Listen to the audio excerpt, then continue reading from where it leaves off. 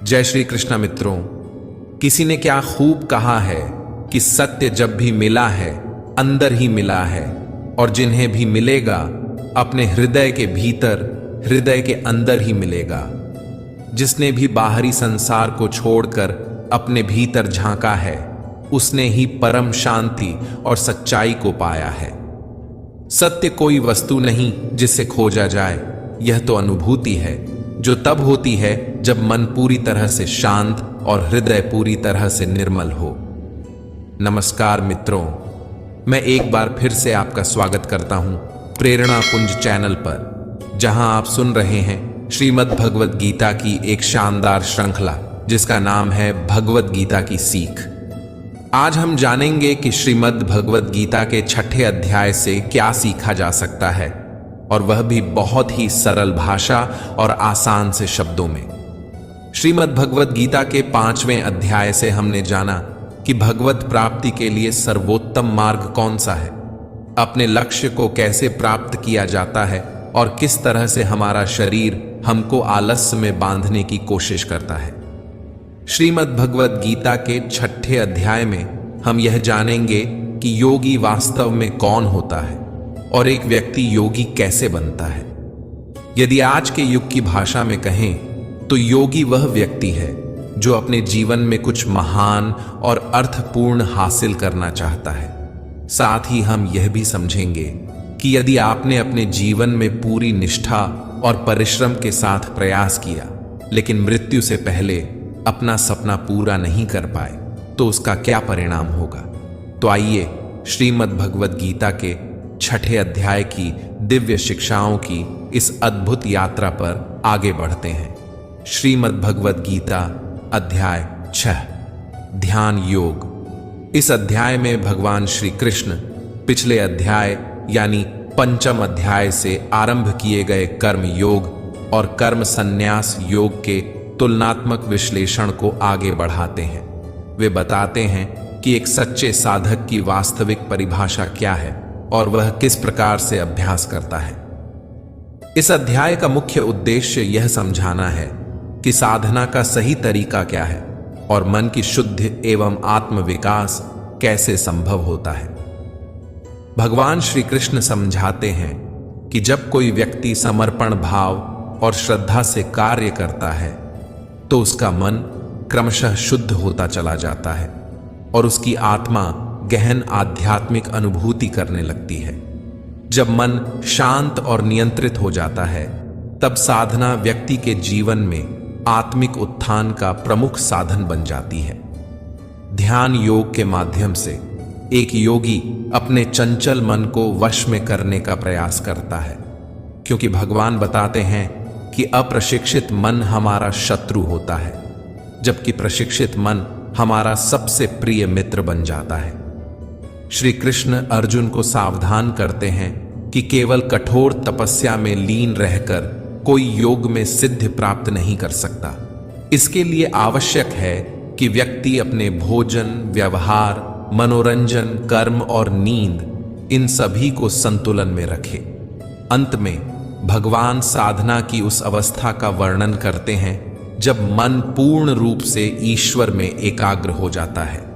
वे कहते हैं कि जिस प्रकार वायु रहित स्थान में रखा दीपक बिना डगमगाए स्थिर जलता है, उसी प्रकार साधक का मन भी ध्यान में पूर्णतः स्थिर और शांत होना चाहिए।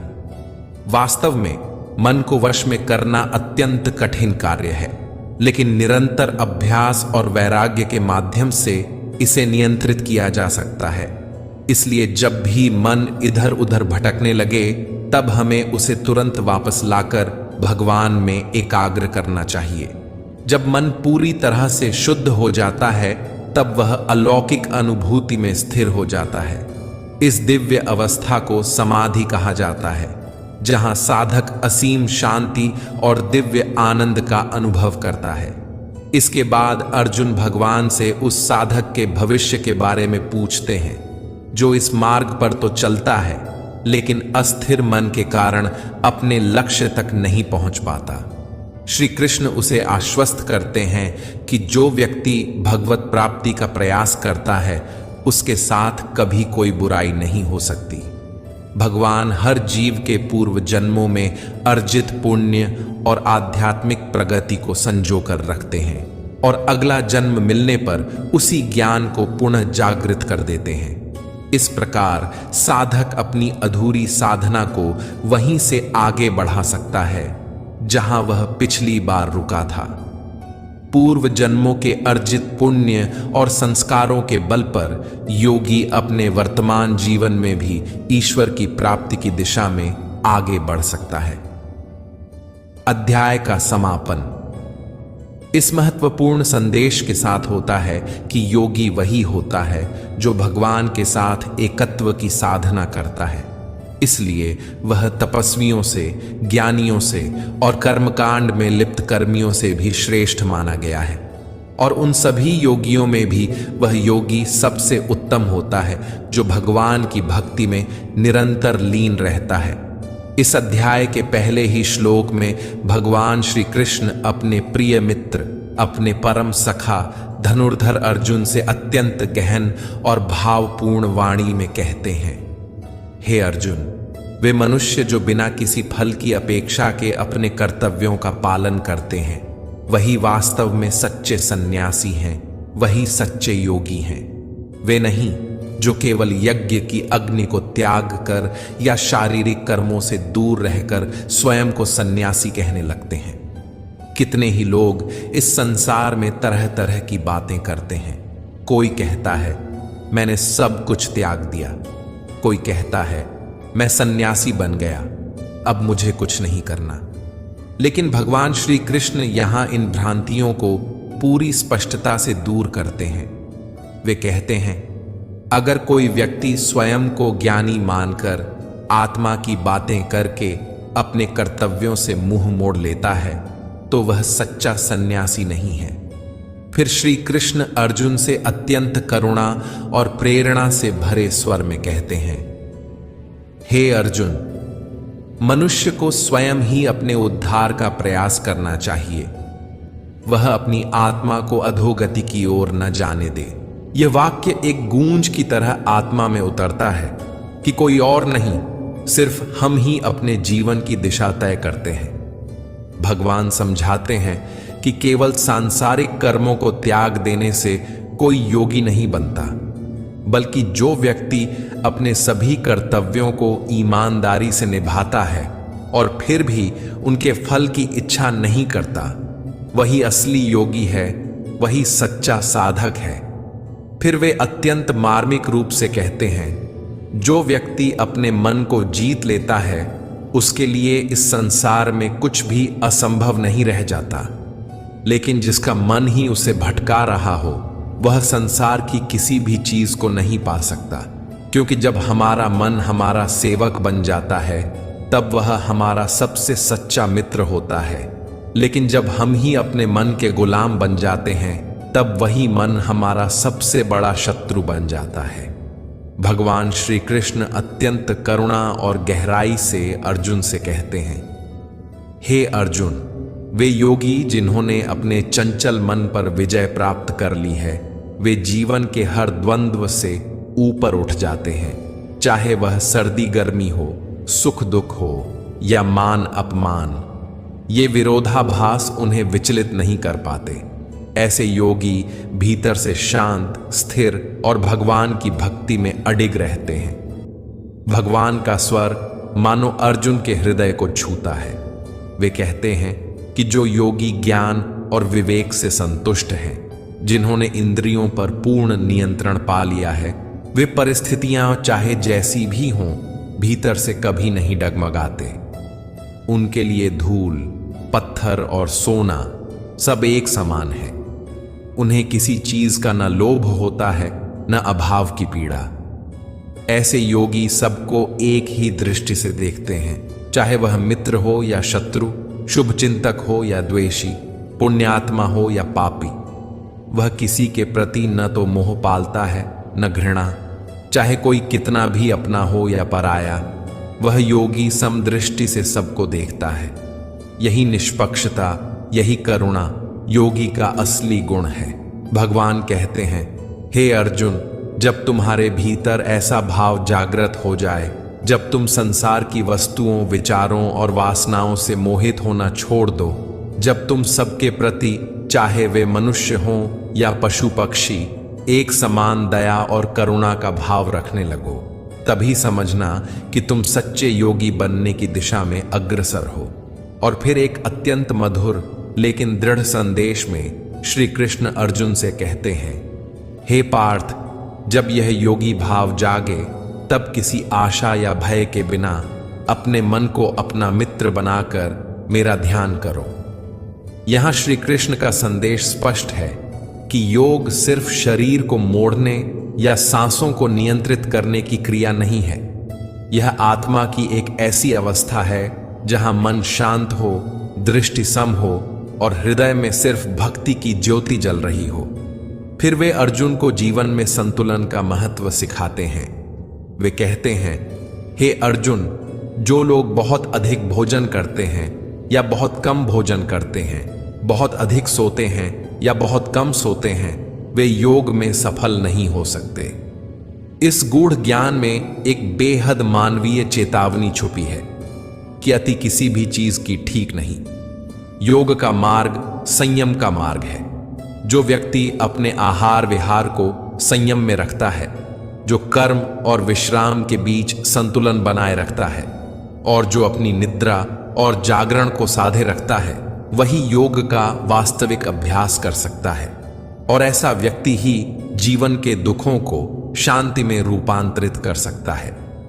भगवान श्री कृष्ण आगे कहते हैं, सच्चा योगी वही होता है जो अपने आहार और निद्रा में संतुलन रखता है।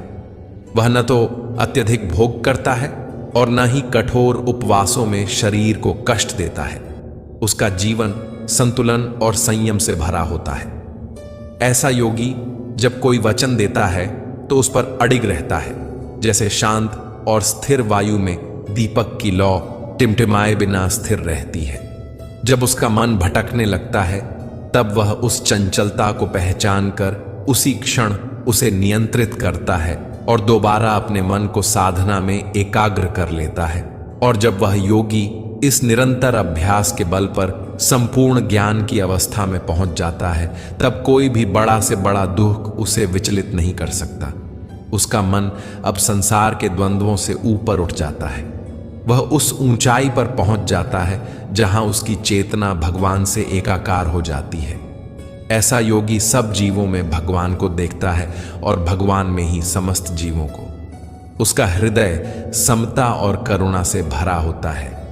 श्री कृष्ण कहते हैं, जो मुझे सर्वत्र देखता है और हर वस्तु में मेरा अनुभव करता है, मैं उसके लिए कभी ओझल नहीं होता और वह भी मेरे लिए कभी ओझल नहीं होता। हम दोनों एक दूसरे में पूर्ण रूप से उपस्थित होते हैं। यह सुनकर अर्जुन के भीतर एक चिंता उठती है, एक मानवीय शंका जो हर साधक के भीतर कभी न कभी जन्म लेती है। वह भावुक स्वर में कहता है, हे मधुसूदन, आपने जिस योग पथ का वर्णन किया है वह मुझे बहुत ही कठिन प्रतीत होता है। यह पथ व्यवहार में लाना मेरे लिए असंभव सा लगता है, क्योंकि मेरा मन अत्यंत चंचल, अशांत, हठी और बलवान है। सच कहूं तो मुझे मन को वश में करना वायु को पकड़ने से भी कठिन प्रतीत होता है। श्री कृष्ण मुस्कुराते हैं। वे जानते हैं कि अर्जुन अकेला नहीं है। यह प्रश्न हर साधक का है। वे अत्यंत करुणा से कहते हैं, हे महाबाहु अर्जुन, जो तुमने कहा वह बिल्कुल सत्य है। मन को वश में करना वास्तव में बहुत कठिन कार्य है, लेकिन यह भी जान लो कि निरंतर अभ्यास और वैराग्य, विरक्ति के द्वारा इसे संभव बनाया जा सकता है। दृढ़ संकल्प और आत्मविश्वास से असंभव भी संभव हो सकता है। फिर अर्जुन एक और गहरी चिंता व्यक्त करता है, हे केशव, यदि कोई योगी श्रद्धा के साथ इस मार्ग पर चलता है लेकिन उसका मन स्थिर नहीं रह पाता और वह प्रयत्न करने के बाद भी इस जीवन में योग के लक्ष्य तक नहीं पहुंच पाता, तो उसका क्या होता है? क्या उसका परिश्रम व्यर्थ चला जाता है? यह प्रश्न किसी एक अर्जुन का नहीं है, बल्कि हर उस साधक का है जो मन को वश में करने का संघर्ष करता है, जो कभी कभी टूटता है, बिखरता है, लेकिन भीतर से जानता है कि उसकी यात्रा सच्ची है। भगवान श्री कृष्ण, जिनकी वाणी जीवन का अमृत है, अर्जुन को शांत भाव से उत्तर देते हैं, हे प्रथापुत्र, इस आध्यात्मिक पथ पर चलने वाले योगी का न तो इस लोक में विनाश होता है और न ही परलोक में। हे मेरे प्रिय सखा, जो भगवत प्राप्ति के मार्ग पर चला है उसे कोई बुराई पराजित नहीं कर सकती। यह राह भटक सकती है, रुक सकती है, पर समाप्त नहीं होती। श्री कृष्ण आगे कहते हैं, यदि कोई योगी अपने जीवन में पूर्ण सिद्धि प्राप्त नहीं कर पाता तो उसकी आत्मा मृत्यु के उपरांत पुण्य आत्माओं के लोक में जाती है। वहां वह सुखमय जीवन व्यतीत करता है और फिर अनेक वर्षों के पश्चात वह पुनः पृथ्वी पर जन्म लेता है, या तो किसी कुलीन धर्मनिष्ठ परिवार में या फिर ऐसे परिवार में जहां दिव्य ज्ञान और आध्यात्मिकता का वातावरण होता है। श्री कृष्ण यह भी स्पष्ट करते हैं कि ऐसा जन्म अत्यंत दुर्लभ होता है। यह कोई साधारण अवसर नहीं है। वह आत्मा वहां से अपनी यात्रा पुनः आरंभ करती है जहां पिछले जन्म में वह रुकी थी। उसका पूर्व जन्म का योग, उसका अभ्यास, उसकी साधना, सब कुछ उसके साथ चलता है। अर्जुन, श्री कृष्ण प्रेम से कहते हैं, सच्चाई की ओर बढ़ना, परमात्मा की ओर चलना, यह हर आत्मा का अधिकार है। और यदि कोई योगी किसी कारणवश राह से भटक भी जाए तो भी उसका प्रयास व्यर्थ नहीं जाता। वह पुण्य लोक में आनंद भोग कर फिर से इस धरती पर आता है और अपनी यात्रा वहीं से पुनः शुरू करता है। यह विचार हर साधक के लिए आशा की किरण है। यह जानकर कि आध्यात्मिक प्रयास कभी व्यर्थ नहीं जाते। ये आत्मा की निरंतर यात्रा है परम सत्य की ओर। श्री कृष्ण आगे कहते हैं, जो योगी इस प्रयास को लगातार करता रहता है वह जन्मों के बाद अपने जीवन चक्र से मुक्त हो जाता है और अंततः परमात्मा में लीन हो जाता है। ऐसे योगी तपस्वियों से, ज्ञानी पुरुषों से और काम कर्म करने वालों से भी श्रेष्ठ होते हैं। इसलिए हे अर्जुन, तुम भी हर प्रकार से योगी बनो। और फिर अंत में श्री कृष्ण अपने प्रिय मित्र को अत्यंत करुणा और प्रेम से एक अंतिम संदेश देते हैं।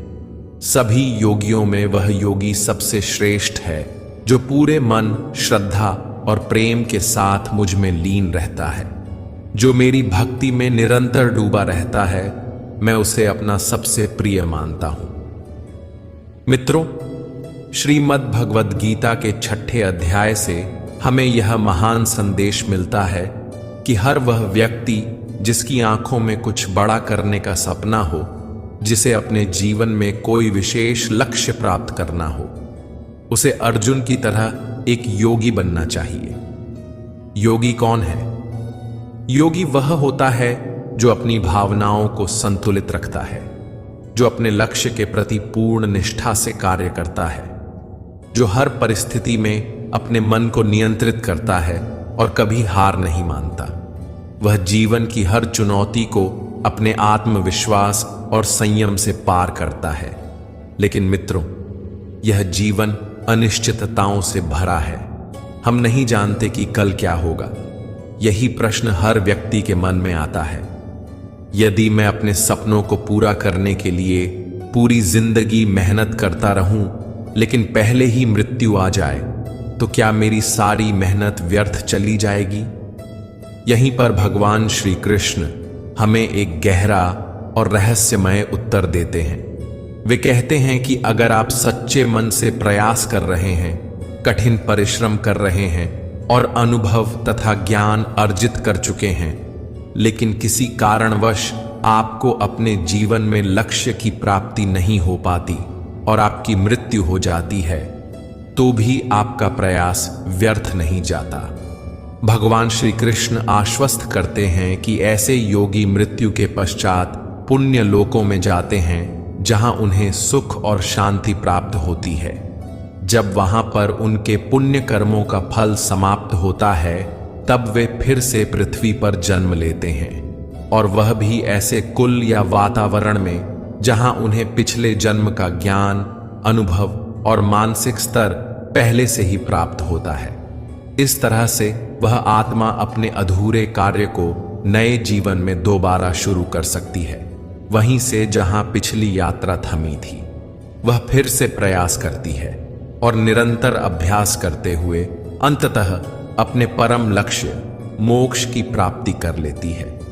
मित्रों, इस अध्याय से हमें यह भी सीख मिलती है कि कोई भी प्रयास, कोई भी सच्ची मेहनत कभी व्यर्थ नहीं जाती।